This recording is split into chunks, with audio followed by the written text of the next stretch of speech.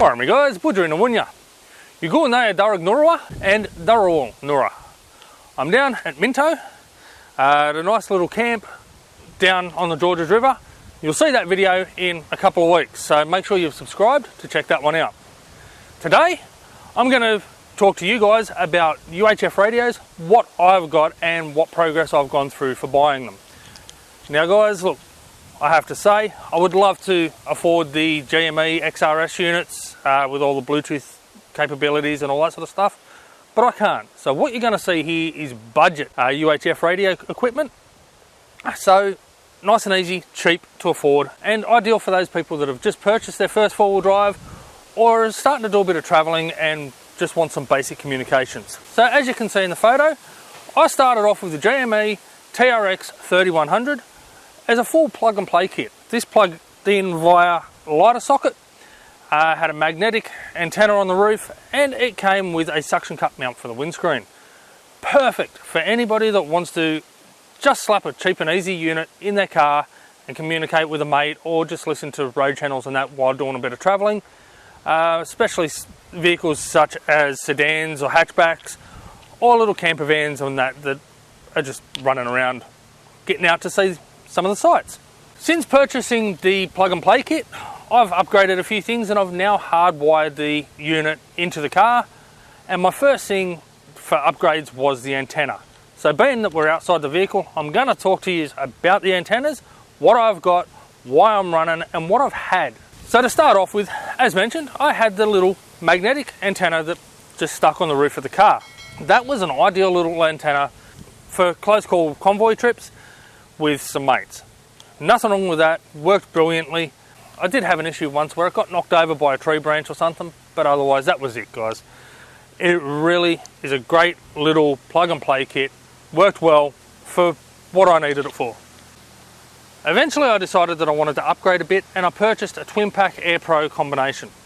Now that twin pack Aerpro combo kit is the base that you can see on this side, and it came with a 6.6 dB antenna, same as what you can see on here now, and a little 3 dB antenna, a little stubby thing. That was on the car for quite some time, and then I upgraded to a 7.5 dB Aerpro antenna.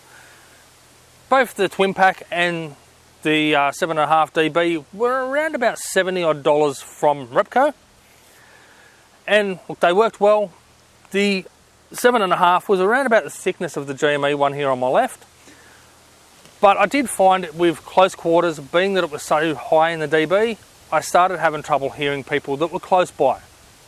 And when I was up in areas such as the Awabakal Mountains, it wasn't as good as what the smaller 3 dB was. So eventually I got rid of the 7 dB antenna and I went back to the twin pack. In that time, however, I'd also purchased a second radio. So as you can see here, I do have the two radios. One's for convoy use and one's for road safety and logging trucks. When I decided that I wanted to go from the 7 dB back down to the twin pack, I was in a bit of a predicament because I was already using the Aerpro on the second radio. So I purchased the MaxiTrax combination kit, again from Repco. Same price as the Aerpro kit originally, I think it was $72, and same combination with the 3.3 dB and the 6.5. Same base, exactly the same unit. In fact, the guys at Repco told me that they're made in the same factory by the same manufacturers. This is where I started to face some issues though. A few weeks after purchasing the original MaxiTrax combination, it broke on me. And it broke right here, where you can see the plastic top here joins to the metal base. So I was a little bit disappointed with that. I had the 6.5 dB antenna on it at the time and figured I shouldn't have any problems. So I took that back to the guys at Repco and they replaced it under warranty. Basically no questions asked. They'd actually told me that they had a few issues like this with these antennas already. After replacing that antenna, not even 2 weeks later, it broke again. Same spot, same thing. This time though, instead of just taking the thread off the plastic on the top, it actually snapped it in half. So I took it back into Repco and they refunded the money for it, which very appreciative. There was bugger all questions asked, no stuffing around. They did a great job at straight refunding the money. When I got the first trade, or when I swapped the first one, they did tell me to keep the top section, the whip. Replace my older ones with the new ones. They're the same whip, they're the same thing. They told me to replace that. So I did. I think, however, that was a bit of a mistake. You see, the last video I did on the showcase of the town Wallumbye, when I was returning from there, I had the little 3 dB antenna on this base, and I was driving along. Next thing you know, that's all I had left. The whip section of that snapped. Just driving down some standard corrugations through the Awabakal Mountains. Roads I'd driven countless times with the Aerpro antenna on there. The 6 dB, bouncing around, no dramas, never had an issue. The 3 dB snapped on there. Now I'm putting these issues down to the fact that they're MaxiTrax antennas. The Aerpro ones have done me really well. They've lasted great. It's been on here for quite some time as the base. The antennas have been on here for a number of years and I'd never had a problem. As soon as I went to the MaxiTrax equipment, they broke. So I'm in the situation now where I've got the 6 dB on this side because I have no other choice. On the other side, where I had the MaxiTrax antenna, I had to do something else. So I finally spent the money, I finally upgraded and I bought quality gear with the GME AE4707B antenna, little 2.1 dB, but I can interchange these antennas as well to go to a 6.6 or higher dB antenna. They're quite a bit thicker, they look very nice, a much stronger spring on them, and a much more heavy duty and robust antenna. This is my general convoy antenna now, and this one for the moment is my road safety channel and logging trucks up in the Awabakal Mountains. So I've gone from the little stubby magnetic antenna that came with the TX3100 to the Aerpro twin pack with the 3 dB and the 6.5 dB, to the Aerpro 7 dB and the Aerpro 3 and 6.5 dB, run them both, and now to finally the GME and the Aerpro kit. I would like to eventually upgrade this antenna to my right with the GME kit, the same as what I have on the left here.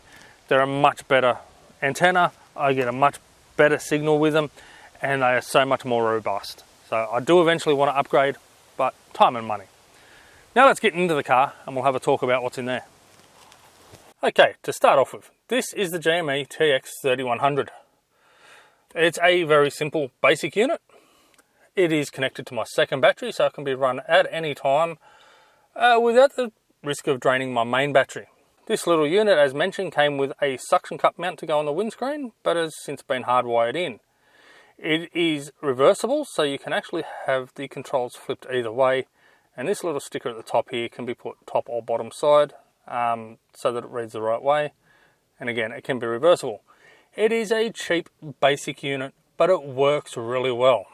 Now, my second radio is the Oricom. I believe it is a UHF 90. This one I purchased because it has all the controls on the handpiece rather than on the main unit, and I can hide the handpiece away down here in the glove box. As you can see, I've got a couple of handhelds in there as well. The Oricom unit isn't a bad unit either. They're both cheap, both around about $200, maybe a tad less. From memory, I paid $211 for the Oricom unit on sale, and the GME was, I think, about $270 as the full combo pack. The Oricom was the unit on its own. The cable for this runs down and up under the center console, so it's all up out of my way, but easy to access and use when I need to. Eventually, when I have the money, I do plan to swap the Oricom unit out for the GME XRS unit. As to exactly which model yet, I don't know, but I plan to swap this out to a GME XRS. So, some pros and cons on each unit. The GME TX3100 and the Oricom UHF 90 are both cheap basic units. They're ideal for the beginner or somebody just setting up their car, somebody that's not looking to spend a lot of money on their gear or simply just can't afford it like I can't. You know, it's taken me quite some time to get up to where I am with my equipment now. The GME TX3100. The handpiece is light, simple and basic. It clips on nice and easy where I've got it. The clip that it came with is quite sturdy, quite good. As mentioned, this is reversible. So when you purchase the unit, it comes where this sticker is detached. You need to put that on yourself. And through some of the controls here, you can change the direction of the display. So you can have it mounted either way.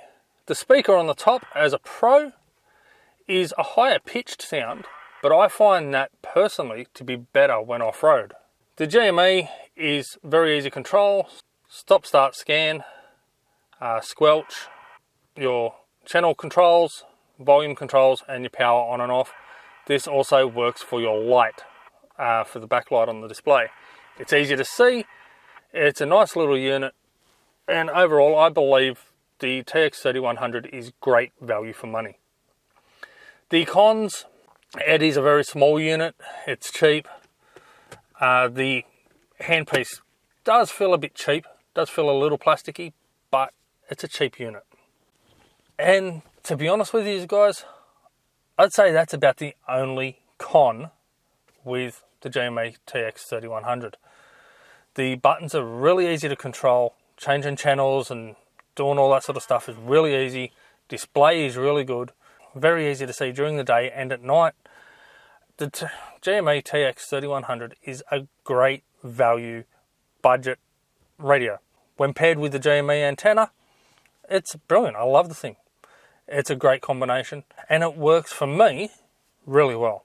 And for those of you that are looking at buying a complete kit or a plug and play unit, the GME options are great. You can get them as a kit with a twin pack of antennas like I have with the Aerpro, but that's not how I purchased mine. Okay, pros and cons for the Oricom unit. One big pro is that the main unit can be hidden away.